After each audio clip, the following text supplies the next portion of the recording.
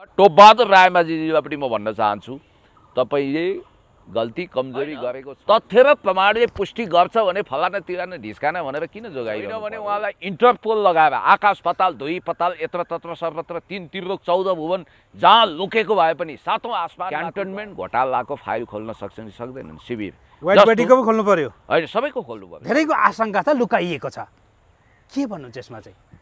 होइन अब उहाँलाई यो धन्यवाद दिउँ नारायण काजी श्रेष्ठजीलाई, जसले एउटा हिम्मत गरेको देखियो। र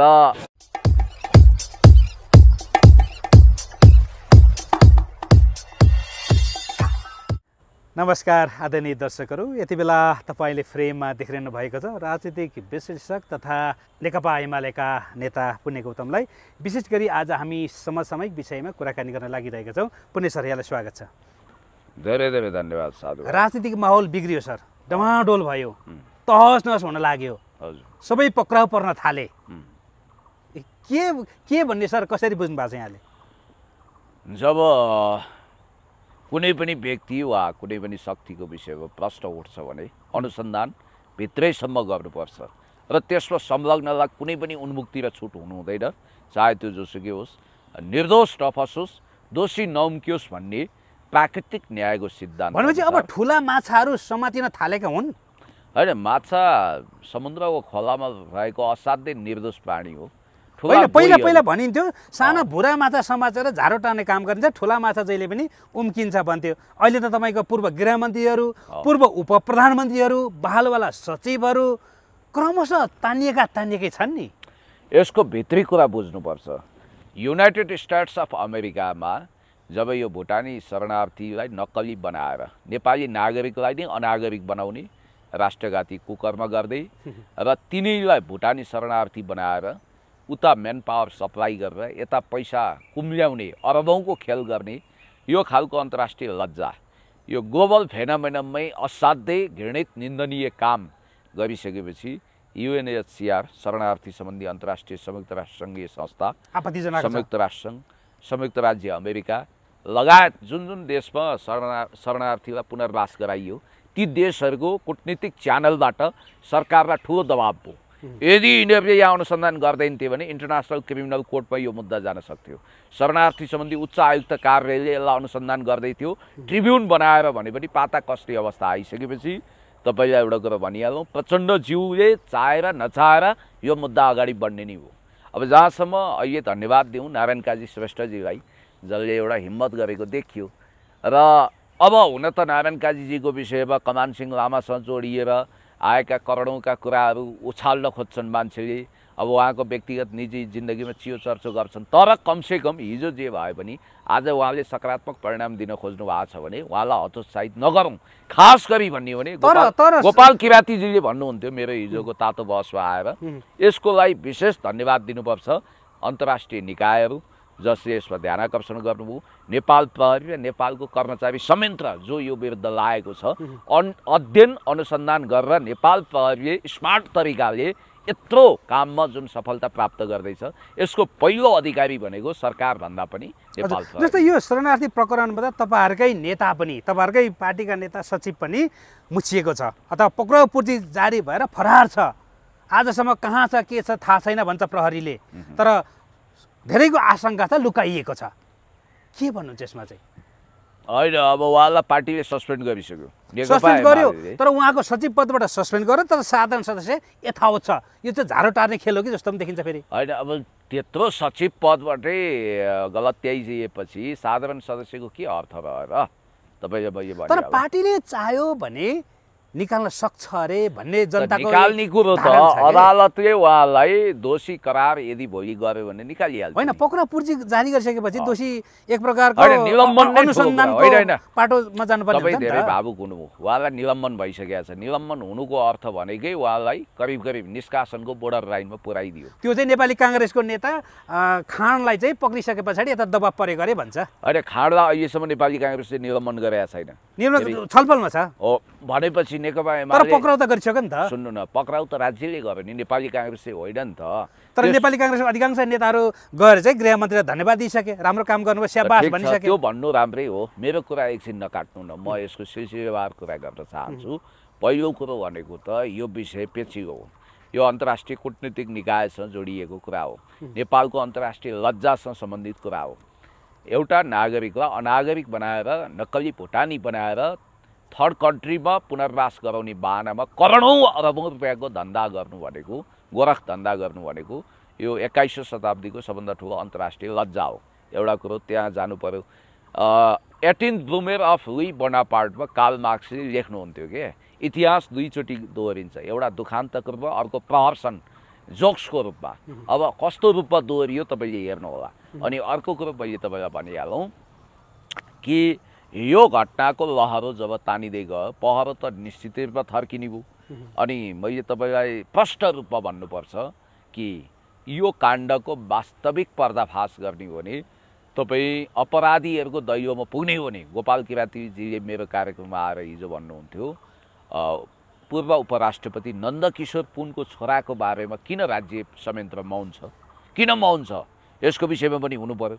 भ्रष्टाचारको जड खोतल्ने हो भने उहाँले भने जस्तो उहाँले भनिसक्नुभयो। एउटा देशभक्त किराती हो, उहाँ राईको छोरा हो। उहाँले प्रष्ट रूपमा के भन्नुभएको छ भने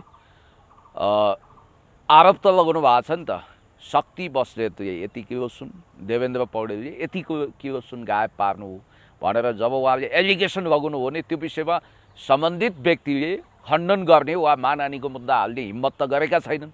मौनम स्वीकृति लक्षणम, चुपचाप स्वीकार गरेको जस्तो पनि देखियो। हो, यो मामिलामा दोहोरो चाल यहाँ खेलिएको छ।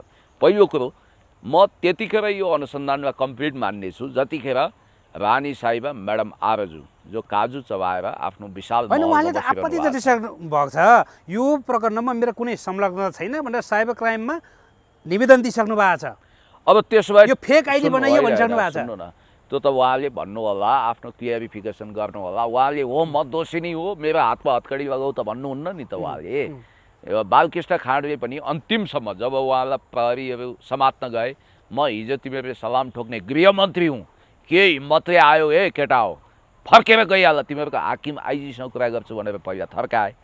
पहिला सलाम गर्ने प्रहरीले ढोकामा लात्ती हान्यो, जोर जबरजस्ती नै गरेर उहाँलाई हात पक्रिएर ल्याउनु पर्यो नि त। कुनै गुनासो गर्ने ठाउँ रहेन, याद गर्नु होला। भनेपछि हिरो जिरो हुनसक्छ, जिरो हिरो हुनसक्छ, काजी पाजी हुनसक्छ, पाजी काजी हुनसक्छ। त्यो त यसरी नै सर खोतल्दै जाने हो भने होइन, ओम्नी काण्डहरू आउँछन्, 33 किलो सुन काण्डहरू आउँछ, यान्सेल काण्डहरू आउँछ, होइन विभिन्न काण्डहरू छन् के, क्यान्टोनमेन्ट काण्डहरू पनि आउन सक्छ होइन, प्रकरणहरू विभिन्न खोतल्दै जाने भ्रष्टाचार। ओम्नीको विषयमा म तपाईँलाई भन्छु, ओम्नीले राज्य कोषबाट कति पैसा लिएको छ त्यो तथ्यसहित आउनु पर्यो। तथ्यहीन बेतुकको कुरा गरेर कविता वाचन गरे जस्तो हुँदैन राजनीतिमा। तथ्य प्रमाणसहित त्यहाँ घपला भएको छ, भ्रष्टाचार भएको छ भने छोड्नु भएन, छोड्नु हुँदैन। 1 रुपियाँ पनि करप्सन गर्नेलाई छोड्नु हुँदैन, मेरो स्पष्ट मान्यता हो। चाहे त्यो जुनसुकै पार्टीको होस्, यो फलाना तिलाना मेरै पार्टीकोले गरेको छ भने पनि त्यसलाई छोड्नु हुँदैन, त्यसलाई कडाभन्दा कडा कारवाही गर्नुपर्छ।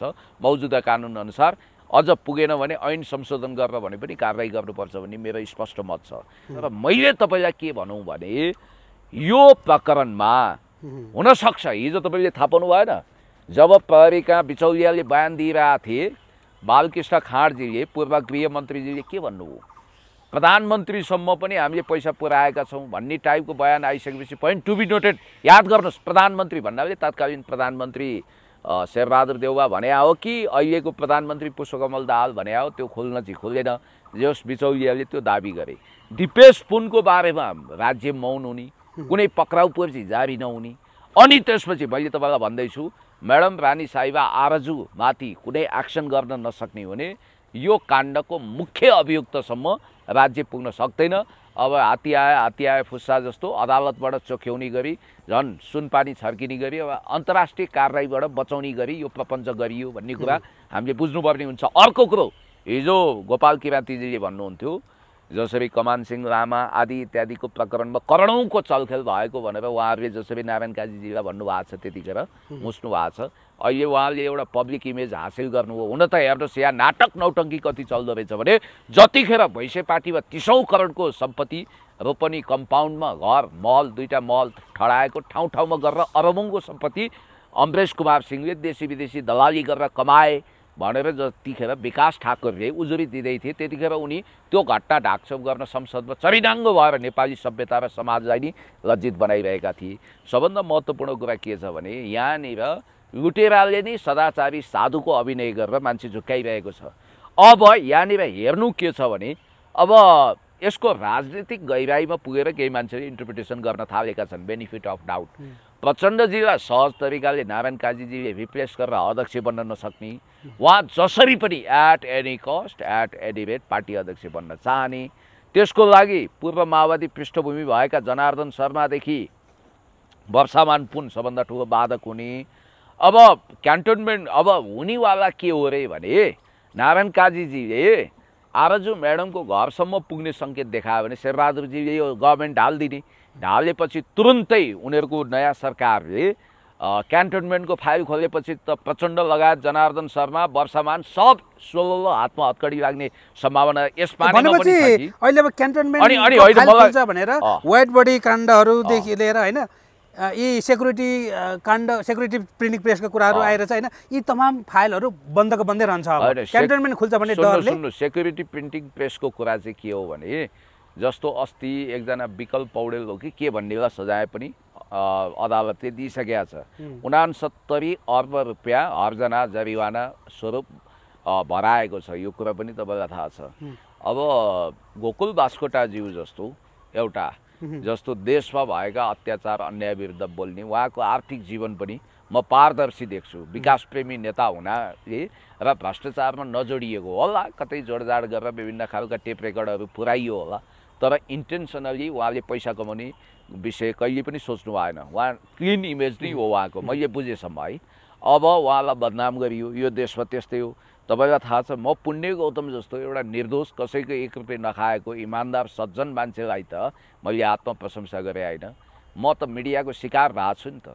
म जस्तो मान्छेलाई कति नराम्रो गरी यिनीहरूले एलिगेसन लगाउँछन्, खाँदै नखाएको रक्सी खान्छ भन्छन् भने अब अरूको त कुरै छाड्नुहोस्, प्रतिशोध दिने कुरा आफ्नो ठाउँमा छ, तर सत्य कहिले पनि डग्दैन, झुटो टिक्दैन। यो अब क्रमशः फाइलहरू खुल्दै जान्छ। जस्तो यसैमा संसदमा आफूले मित्र राष्ट्रबाट एसएलसी वा +2 को किनेर वा चोरेर ल्याएकाहरूको पनि ठुलो स्वर देख्नु भएको छ नि। 4 वर्ष अगाडि प्रेसर कुकर बेच्ने मान्छे अहिले करोडौँ सम्पत्तिको मालिक छ, फेरि गाडी चढ्छ, उसैका ठुला स्वर भइरहेको तपाईँले देख्नु भएको छ। अब मैले तपाईँलाई के भनौँ भने यसको भित्री मकसद भनेको चाहिँ यो सरकार आरजुसम्म अनुसन्धान गर्ने भन्ने बित्तिकै शेरबहादुरले ढाल दिइहाल्छन्।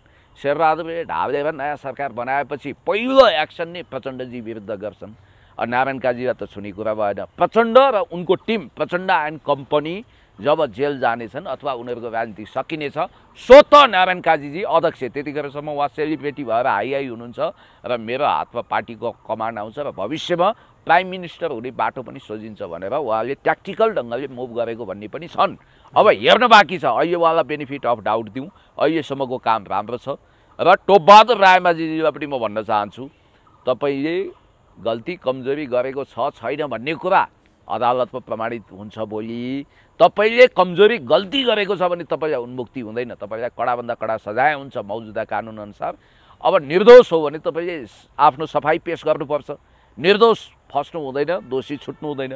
मलाई जहाँसम्म लाग्छ टोपबहादुरजी कुनै न कुनै एङ्गलबाट फस्नु भएको छ भन्ने। यहाँ त तपाईँको बादल कनेक्सन पनि छ भन्ने हजुर आउँछ। बादल कनेक्सन होइन, बादलजीको पनि नाम मुछिया छ, छोराको नाम मुछी होइन। तथ्य र प्रमाणले पुष्टि गर्छ भने फलाना तिराना ढिस्काना भनेर किन जोगाइरहनु पर्यो? तर यसरी आज माओवादी नेतृत्वको सरकारले एउटा भ्रष्टाचारको फाइल खोल्ने बित्तिकै एकपछि अर्को सरकारलाई दिएको समर्थन फिर्ता लिएर सरकारबाट बाहिर जाँदैछ। या त ठुलो चलखेल छ भन्ने पनि कसैको टिप्पणी छ। यस्तो अख्तियारमा पनि यो राष्ट्रिय परिचय पत्र विदेशी कम्पनीको एजेन्ट कम्पनीलाई छाप्न दिने जुन 1 अरबको घपलाबाजी कमिसनको खेल छ, दोहोरो र आदानीको कुरा छ, त्यसबाट उन्मुक्ति लिनको लागि इन्ट्रेस्ट अफ कन्फ्लिक्ट मन्त्रालय अर्थात् त्यही मन्त्रालय लिन चाहने मानिसको इच्छा पुरा नभएपछि अहिले उनीहरू नयाँ तरिकाले स्टन्ट गरेको भन्ने कुरा पनि आएको छ। नयाँ जोगीले बढी खरानी गर्छ, नयाँ मुल्लाले बढी प्याज खान्छ भन्ने कुरा थाहा छ। युक्रेनको त्यहाँको राष्ट्रपति जसले भ्लादिमिर जेलेन्स्की जसले पेट्रो पेरिसिनकोलाई समाप्त पार्नु हो। तर त्यो युक्रेन भन्ने देश पनि बर्बाद पारे, किनभने उनी सर्भेन्ट अफ पिपुल भन्ने मेगा सिरियलबाट उदाएका थिए। उनीमा राजनीतिक खुबी थिएन, उनी अनाडी थिए राजनीतिको। मैले तपाईँलाई यति भनौँ, भ्लोदिमिर जेलेन्स्की जस्तै देखिने पात्रहरूले यहाँ नयाँ नयाँ खेल फन्डा गर्न सक्छन्, त्यो बेग्लै कुरा हो। कति वर्षसम्म जनतालाई भ्रमित पार्ने भन्ने मात्रै हो। जहाँसम्म मलाई लाग्छ सबभन्दा महत्त्वपूर्ण कुरो भनेको चाहिँ तपाईँमा भएको सदाचार, तपाईँमा भएको नैतिकता, तपाईँमा भएको इमान, अठोट दृढता नै सबभन्दा महत्त्वपूर्ण कुरा हुन्छ र यो अनुसन्धान परिपक्व ढङ्गले जाओस्। अब इतिहासकै मेरो कुरा सुन्नुहोस्, नारायण काजीजीको सफलता यसले मात्रै मापन गर्दैन। उहाँले यसपछि अथवा सँगसँगै क्यान्टोनमेन्ट घोटालाको फाइल खोल्न सक्छन् कि सक्दैनन्? शिविर वाइटबडीको पनि खोल्नु पर्यो, होइन सबैको खोल्नु पर्यो, सबै प्रिन्टिङ प्रेसको खोल्नु पर्यो, ओम्नीको खोल्नु पर्यो। होइन ओम्नीमा त मैले तपाईँलाई भनेकै छु, ओम्नीको सवालमा राज्य कोषबाट पैसा लगेको छ भने प्रमाणित गर्नु पर्यो नि। प्रोपोगन्डा फैलाएर भएन नि, हुँदै नभएको कुरालाई एक्जाजरेसन पनि गरिएको छ यहाँ कतिपय कुरो। मैले तपाईँलाई भनिहालौँ, जस्तो यदि प्रचण्डजीले भनेको कुराको आधारमा र बाबुरामजीको अभिव्यक्तिको आधारमा अनुसन्धान गर्ने हो भने पनि अहिले तत्काल क्यान्टोनमेन्टको फाइल खोल्नुपर्छ, किनभने बाबुराम भट्टराईले त क्यान्टोनमेन्टबाट अरबौँ रुपियाँ त्यतिखेर नक्कली लडाकुको नाममा यिनीहरूले खाए भनेर भन्नुभएको छ, नामै लिनुभएको छ प्रचण्डजीको, अरू लडाकुहरूको पनि त्यतिखेरको कमान्डरहरूको। अब अर्को प्रचण्डजी खुद आफैले बोलेको एउटा सिडी पनि त्यतिखेर सार्वजनिक हो, मिडियामा भाइरल छ। उहाँले के भन्नुभएको छ, हामी जम्मै 5000 थियौँ, म जनयुद्धको पहिलो लटको कार्यकर्ता हुँ, म दाबीका साथ भनिदिउँ, सुरुमा हामी देशभरि 350 मान्छे थियौँ, त्यही भित्रबाट जनसेना बनाएको थियो, त्यही भित्रबाट काम हुन्थ्यो। पछि 54-55मा आइपुग्दा 2-3 हजार 4 हजारको संरचना बन्यो र त्यो कति शहीद हुने कति के गर्ने हुँदाहुँदै पछि जब सेफ ल्यान्डिङ माओवादीले गर्यो त्यतिखेर त्यही प्रचण्डजीले भने ठिकै हो 5000को अराउन्डमा सेना थियो र त्यसलाई जोडजाड गरेर 35000 बनाउनु भयो। संयुक्त राष्ट्रसङ्घलाई थाङ्नामा सुताएर प्रमाणीकरण गर्दा 19000मा खसाल्नुभयो। अब 35बाट 19000मा खसाल्दा पनि गोल्डन ह्यान्डसेक लिएर अथवा रकम लिएरै राज्य कोषको ढुकुटी लुटाएरै यस्तो गरिब देशलाई झन् खोक्रो बनाएरै उहाँहरू सन्तुष्ट हुनुभयो। त्यसपछि तपाईँलाई थाहा छ त्यतिखेर वास्तविक लडाकुहरूको चेक लुटिएको छ। नक्कली लडाकुहरू 19मा 5 घटे कति 14, बाँकी 14000 त विशुद्ध 63 पछि माओवादीले लगाइदिएको कम्ब्याट ड्रेस लगाएर त्यहाँ पिटी परेड खेलेर कल रोल गरेर बसेका मान्छे हुन् र तिनीहरूको नाममा अरबौं रुपियाँ राज्य कोषबाट लुटाइएको छ र त्यो विषय भोलि छानबिनको विषय बनाउनु भयो नारायण काजीजीले भने वाह क्या बात भनौँला। अब मलाई जहाँसम्म लाग्छ प्रचण्डजीले आफ्नै टाउकोमा त आफै आगो सल्काउनुहुन्न। अब यो सरकारको आयु धेरै दिन छ कि छैन भन्ने शङ्का लाग्छ। अनि यहाँ एक अर्काको सौदाबाजी भइरहेको छ क्या, 3 दलको मिटिङ बारम्बार बसेर एकले अर्कालाई नचलाउने भन्ने सहमति भएको हो कि भन्ने